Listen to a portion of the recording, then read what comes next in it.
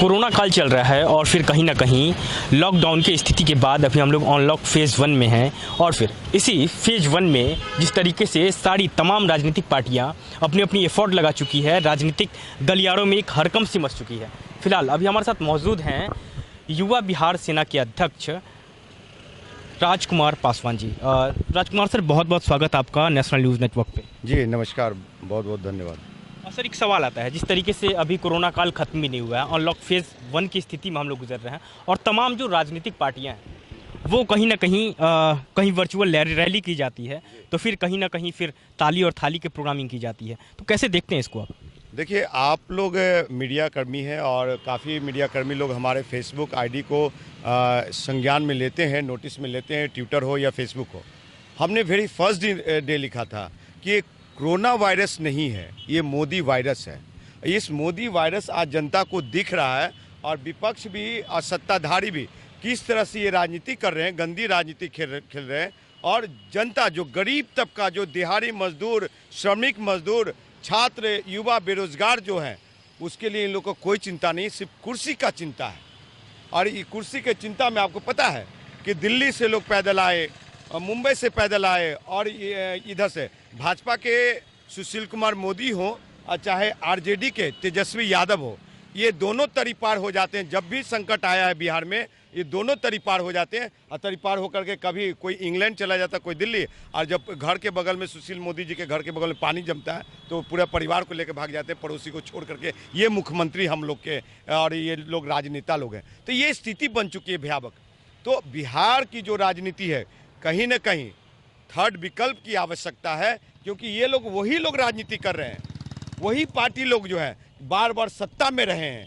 और ये लोग सत्ता में रह करके ये जुमलेबाजी करने का काम किया है। नीतीश कुमार जी ने सुशासन के नाम पे बिहार को बर्बाद कर दिया है। आपको बता दें, आज इस जो कोविड-19 कोरोना वायरस का जो गेम खेला जा रहा है और ये जो भयावह स्थिति जो देखने को मिल रहा है, इसमें मैं ये नहीं कहूँगा कि नीतीश कुमार और लालू प्रसाद यादव दोषी। इसमें जितने भी बिहार के मुख्यमंत्री रहे और जितने भी राजनेता हैं, आज वो दोषी हैं कि बिहार को एक गरीबों की जो रोजगार युक्त नहीं बना पाया। यहाँ पे जो मास लेवल का उद्योग धंधा है, बड़ा फैक्ट्री था यहाँ पे, वो फैक्ट्री लगभग 15-16 की संख्या में थी, जहाँ पे उस जमाने में 50,000 लोग काम करते थे, 30,000 लोग काम करते थे। आज क्या स्थिति हो गई, जो ये राजनेता लोग, जो सुशासन दिखाने वाले लोग और सपना दिखाने वाले लोग की चांद पे बिठा देंगे बिहारियों को, लेकिन आज इन लोगों ने कुछ नहीं किया। ये लोग सिर्फ अपने घर के परिवार को चांद पे भेजने का काम किया, गरीब लोगों को रोड पे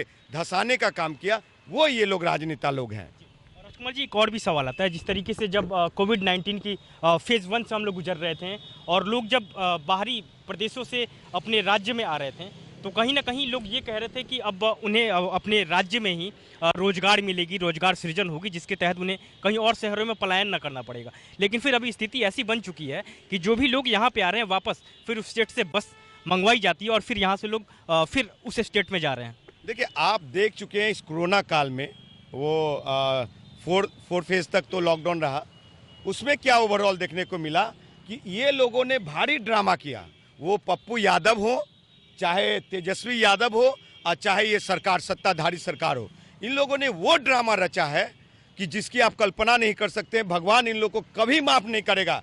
बिहार के जनता जो आज सड़कों पे, जो एक एक रोटी के बिना तरसा है, पानी के बिना तरसा है, परिवार उसके लोग मर गए, धस गए लोग, लेकिन ये लोग बेशर्म लोग जो हैं, बेशर्मी की जो हद है उसको इन लोगों ने पार कर दिया है। जो कहा जाता है कि ये जो सत्ता में बैठे लोग हैं, जो सपना, गंदी सपना दिखाते हैं। आपको बताते हैं, कोरोना काल गरीब लोग क्या चाहता है।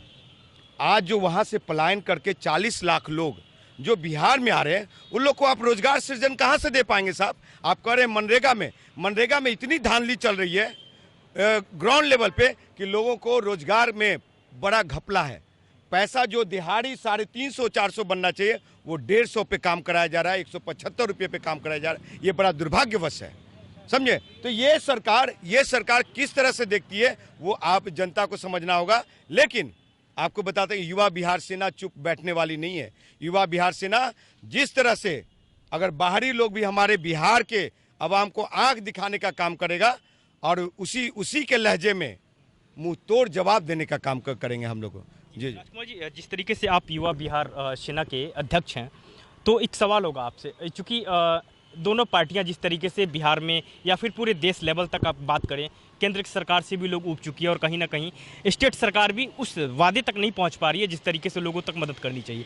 क्या एक तीसरा चेहरा आपका उभर सकता है अभी के टाइम में, क्योंकि सरकार काम नहीं कर पा रही है, और दूसरा कि अगर काम कर भी रही है तो क्या ये आपके लिए एक अच्छा मौका होगा? देखिए, युवा बिहार सेना के जो भी कार्यकर्ता हैं और युवा बिहार सेना इन सरकार को और विपक्षी को अंदर अंदर से जैसे बड़ा इमारत को एक चूहा सुरंग खोद करके और नीचे गिरा देता है ना, वो काम करने का इस बार युवा बिहार सेना करेगा। और युवा बिहार सेना इतना डंके की चोट पे क्यों कर रही है? इसलिए कि वो हर एक हाथ को रोजगार की बात कर रहा, जो बंद पड़े उद्योग धंधा जिसपे ताला लटका हुआ, युवा बिहार सेना उसको ताला को तोड़ करके अब बिहार के आवाम को रोजगार देने की बात करेगा। यहाँ पे कुपोषण मुक्ति की बात किया जाएगा, जो शिक्षा और स्वास्थ्य की व्यवस्था है। आपको बता दें, एक गरीब के बेटा को जब युवा बिहार सेना की सरकार आई तो गरीब के बेटा को ये लोग अभी तक सांसद लोग गांव को गोद लिया, विधायक लोग गांव को गोद लिया, पंचायत को, लेकिन जनता के बच्चे को गोद नहीं लिया है, गरीब के बच्चे को गोद नहीं लिया। हमारी सरकार जब होगी तो गरीब के बच्चे को गोद लेंगे और आश्रम खोल करके, और बाप माँ को कोई चिंता नहीं होगा। 3 साल के बाद उसके बच्चे लोग वहीं पे रहेंगे, खाएंगे पिएंगे, वो अपनी योग्यता के अनुसार हर एक फील्ड में नौकरी करेंगे, रोजगार करेंगे। वो युवा बिहार सेना करे। 1 रुपये की दवाई से लेकर के 5 लाख रुपए की दवाई तक युवा बिहार सेना की सरकार देने का काम करेगा।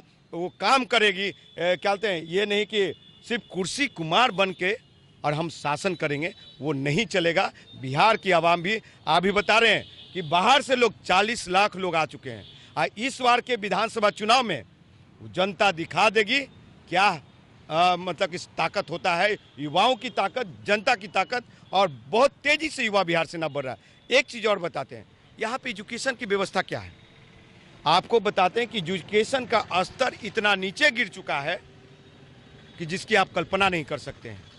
और रोजगार अभी अभी अभी एक आंकड़े के अनुसार आज ही मैं पढ़ा हूँ मैं, उस खबर में दिया गया है कि 46% लोग बेरोजगार हैं अभी बिहार में भी, और सब भी, उड़ीसा, असम, इन लोग का भी आया, लेकिन 46% लोग बेरोजगार हैं। इस सरकारी आंकड़े के अनुसार मैं बता रहा हूँ। तो ये हालात है। गरीबों के लिए सरकार नहीं है, चाहे लालू प्रसाद यादव की सरकार हो, चाहे नीतीश कुमार की सरकार हो, चाहे ये जो भी सत्ता में बैठे हुए हैं, सभी लोग बारी बारी से शासन किया। 15 साल 2020 का मैच खेल रहा है लोग, और उसी में से लोग टूट करके कोई पार्टी बना करके थर्ड विकल्प की बात कर रहा है। नहीं, यहाँ एक स्टेट्समैन चाहिए जो कि बिहार को उन्नत क्षेत्र बनाए, बिहार को एक रोल मॉडल बनाए। विकास किसको कहते हैं?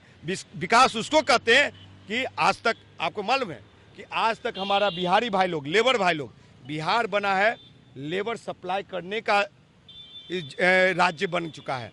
बाहर से लेबर लोग यहाँ आके काम नहीं करते हैं, यहाँ से हम लोग दूसरे राज्य में जाके काम। तो विकास किसको करते हैं? जब तक दूसरे राज्य के लोग बिहार में आके काम नहीं करेंगे और उनको काम नहीं मिलेगा, मतलब जॉब अपॉर्चुनिटी नहीं होगा, तब तक विकास नहीं मानते हैं।